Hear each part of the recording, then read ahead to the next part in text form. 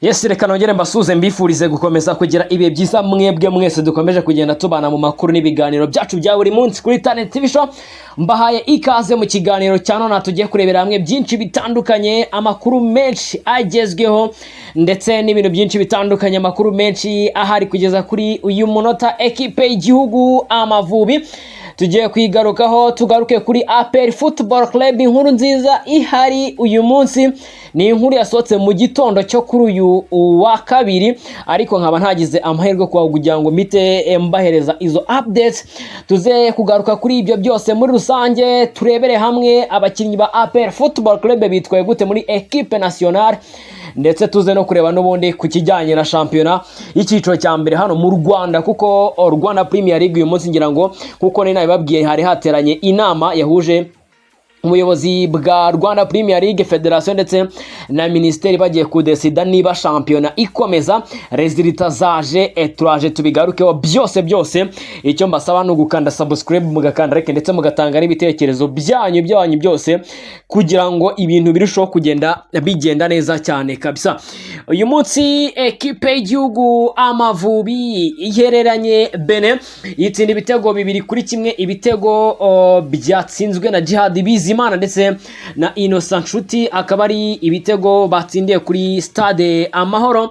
Akaba ari ekipe y'igihugu Amavubi yagombaga kugira binini ikora, ndetse agari ekipe nayo yagombaga gushaka uburyo iza kona resulta ziri positive mu mukino wari uyu munsi kugira ngo u Rwanda rwizere kuba rwabona qualification yo kujya muri ikani umwaka uta. Ekipe y'Amavubi yakoze ibishoboka byose, yakoze iyo bwabaga kugira ngo itsinde uyu mukino, ndetse wabonaga ko baje mu kibuga ariyo ntego bafite. Benin yafite gahunda yo kudefanda kuko already bo bari bafite inota hanze, bari bafite amanota bakuye abantu babonye mbere, kurumva already bari batsinze APR ibitego 3-0, byabaherezaga icyizere cyuko nta kibazo baza kugira. Ariko this time ikipe y'Amavubi yabatsinze, resulta ziza ziri positive, ibintu byari ibimeze neza cyane. So Amavubi rero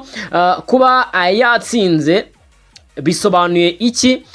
Bisobanuye ikintu kinini cyane ku banyarwanda, cyane abakinnyi navuga ko basanzwe bakinira ekipe ya APR Football Club. Muranyihangana ndaje ndabatonesha, ubwo nimvuga ko batonesha ubyumve, ndaje ndabatetesha batere icyotezo, batere icyotezo mu byumve neza cyane, kandi namwe ndabizi ko ibyo nza kuvuga turaza kubihurizaho. Ikipe y'Amavubi yakinnye nibyo, batangira game ubona ko bafite intention yo kwataka, bafite briefings bahawe n'umutoza Trosten yo kuba batsinda game.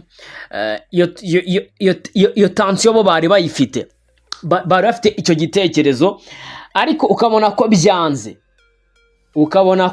cyane uruhande rwa Georgia Kwizera rwari rwapfuye, ntabwo rwakoraga. Wabonaga kwitwa Mborenga Fitina ntago ari gukora za muvuma ze, byanze.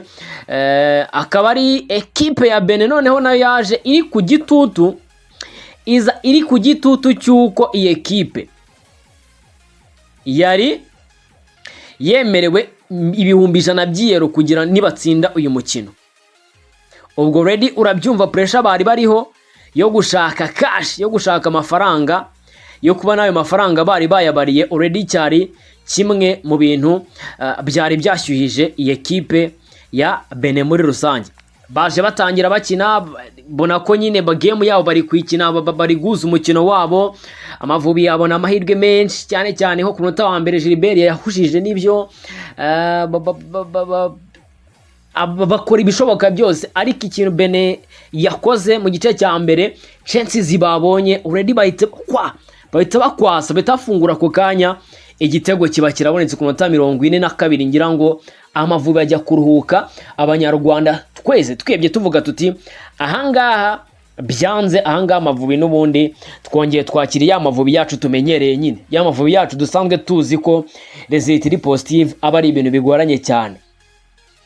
So Trosten sindi byaganije abahungu be, gusa game changer, umuntu wahinduye umukino byagaragariye amaso y'Abanyarwanda n'umuntu yitwa Jean Bosco Ruboneka.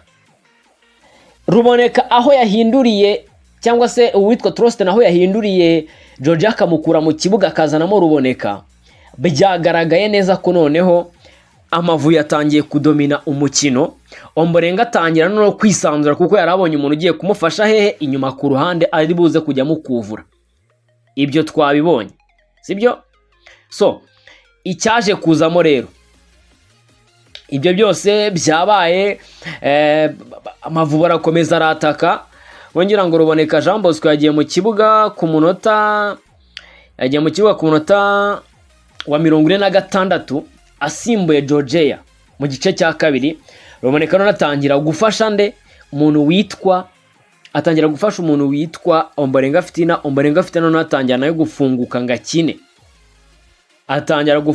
ngakine, arirekura, atangira gutera wa mupira we, noneho atangira kuzamuka ko mu gice cya mbere byari byanze. Amavubi abona igitego ku minota 70 kuri ku mupira watewe na Ruboneka Jean Bosco. Mangwe ndashyiraho umutwe witwa Nshuti Innocent atera umupira awushyira ku ipoto, umupira ujya mu izamu. Ubwo already Ruboneka Jean Bosco atanze key pass. Ubwo urumva muri iyi pass eshatu zavuyemo igitego, pass ya mbere atanzwe na Ruboneka. Nanone ku gitego cya kabiri ni umupira watewe na Ruboneka, ngira ngo nawe yakoze kuri baro, ni Jada agiye gutera bamurandura amaguru, umusifuzi w'umunyamadagascar atanga peno. Ibi ngibi biragaragaza iki rero? Byanze bikunze gutegura equipe CHAN, abantu bagomba kubakirwaho equipe CHAN ni Nige na Kerema wagaragaje icyo twita masterclass muri uyu mukino. Uwitwa Claude n'umugabo twaramubonye kuri match ya Nigeria yarakoze, ariko uyu munsi umuntu yitwa Mangwende yavuze ati Petit ni ngewe mukuru ni ugomba kubanza muri iki kibuga. Twabonye Gilbert Mugisha byo ni ibisanzwe muri equipe nationale, twabonye Ruboneka, abangaba nibo bagomba kubakira equipe nationale igomba gukina CHAN. Ubwo ibyo by'Amavubi nizere ko abakinnyi bitwaye neza, Amavubi abanyarwanda murishimye muri rusange. Ahubwo reka duswicinge twebwe twerekeze ku kintu kijyanye na Rwanda Premier League, noneho nibyo bya CHAN bigenderera rimwe n'ibindi byose. Uyu munsi ku itariki 15 nibwo agombaga guterana inama ya Rwanda Premier League, yagombaga guterana bagafata umwanzuro niba shampiyona ikomeza cyangwa se shampiyona gira gute. Bavuga bati n'ubundi gahunda igomba kuguma ari yindi imwe, mukazagaruka umwaka utamuka nk'ahari mu kwa 11. Uyu munsi rero inama ya Rwanda Premier League na Ministeri bisuye ku mwanzuro bari bafashe.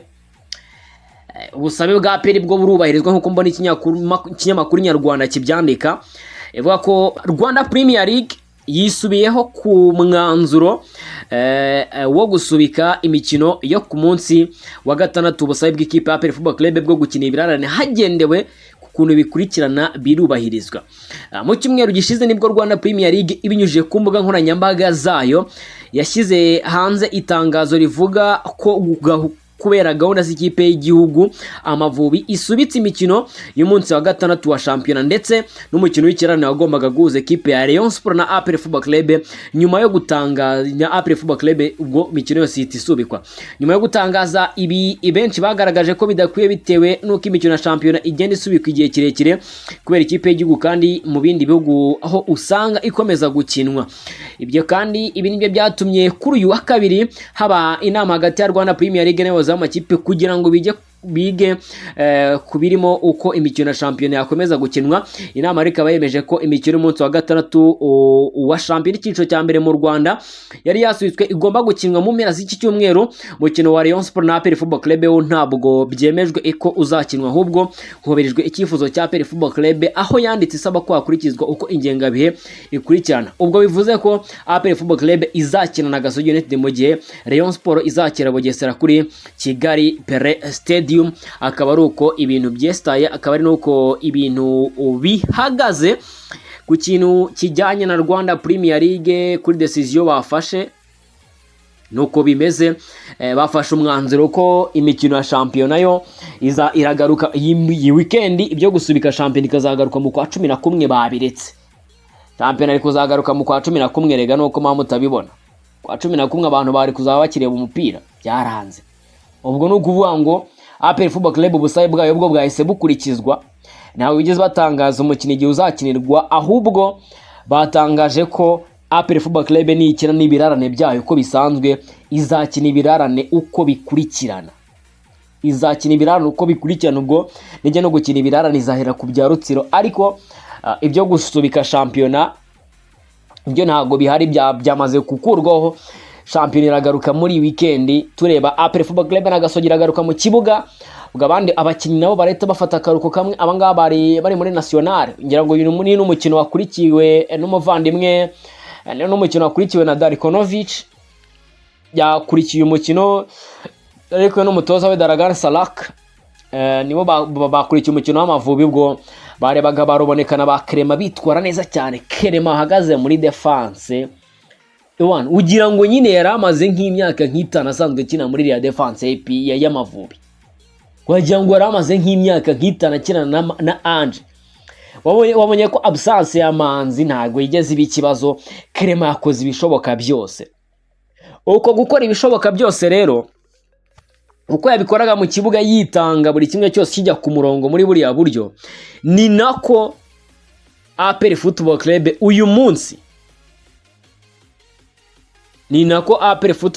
uyu munsi bakoze imyitozo mu gitondo.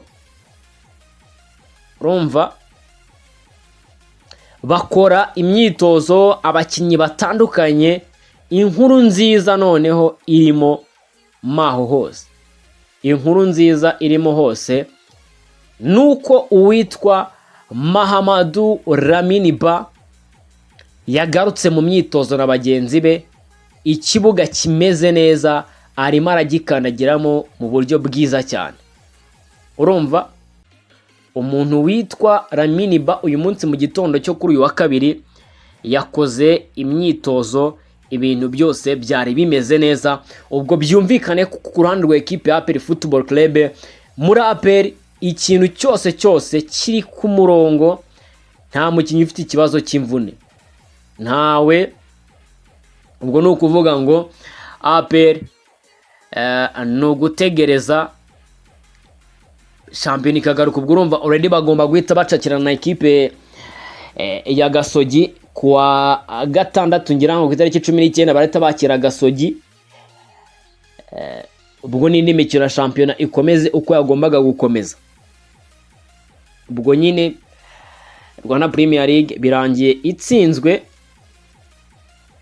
iratsinzwe urugamba rwose. Yari isanze ibyakoze byose bitari bikurikije amategeko, iratsinzwe kuko already biragaragara neza ko APR bitari ibyo kwirengagiza, nyine ari n'ibintu bigaragarira amaso yacu ya twese. yari ifite ukuri, amategeko arayirengera, ibintu byose byari biri mu buryo, so akaba ari uko rero ibintu bimeze uyu mugoroba. ndavuga nti ntago naryama tutaganiriye ngo turebe ukuntu ibintu byestaye. Ubundi kibazo, Amavubi mwe muyabonye mute? Troste ni bamuhereze kontra. Ese Gilbert Mugisha uyu munsi mwabonye gute? Ruboneka game changer, umuntu witwa Nijya na Clement muri defense ya national, mwabonye mute? Arakenewe se muri defense na Younes Wane bahagararanye? Ubwo nagirango mbumve mumereze ibitekerezo byanyu. Ese nanone icyemezo cya Rwanda Premier League yafashe cyo gusubukura shampiyona, bakareka shampiyona igakinwa, kuko ari n'amakuru numvishe Nyesha Rugajurigani nabonye avuga ko, ubwo nge ntago amakuru nyafite ahagije, avuga ko match za Djibouti zose zishobora kubera mu Rwanda. Nabyo birashoboka, kurumva nayo tukayitimbura nta bintu by'imikino. Kindi Bridi imvune ya Lamine Ba yakize, ari ni muzima, akoze imyitozo uyu munsi. Ba Pam, ba Chidi Ebere, bande bose bakoze imyitozo, byari bimeze neza cyane kuri uyu munsi muri EPR kuko imyitozo yo kuri wa kabiri bakoze mu gitondo gusa. Darikonovic already nawe yari kuri match ari kureba ukuntu ibintu bimeze, ari kureba ikipe y'igihugu Amavubi ukuntu yitwara, ubwo kaba ari uko ibintu bihagaze. Rero Imana ngiye mabwiye Imana ibarinde, nahisemo gukoresha foto y'ikipe y'igihugu Amavubi ngo muyirebe iri guserebura. Ngewe duhure mu kanya gato tureba andi makuru agezweho, tureba n'ibindi bizamuka bisohoka mu itangazamakuru bigiye bitandukanye, tugaruka ku makuru menshi agezwe. Imana ibarinde.